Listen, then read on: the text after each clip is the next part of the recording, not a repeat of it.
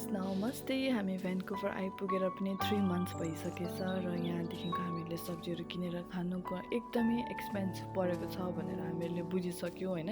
So हाम्रो घर अगाडि भएको सानोबडे फ्लावर गार्डन जुन चाहिँमा चाहिँ फ्लावरै थिएन त्यो चाहिँ हामीहरूले खनखुन पारेर चाहिँ हामीहरूले एउटा सानोबडे किचन गार्डन बनाउने भनेर सोचेको थियौँ। अनि त्यहाँ चाहिँ हामीहरूले खनिसकेर हामीहरूले मेन्युर लगाएर राखेको थियौँ र हामीहरूले सिब्लिङ्सहरू पनि किनेर ल्याएको थियौँ। सो हामीहरूले यो छोडेर त्यहाँदेखि यहाँको कागहरूले चाहिँ एकदमै धेरै खानु खोज्दो रहेछ कि एकदम साह्रै गाइड गरेर बस्नु पर्दो रहेछ।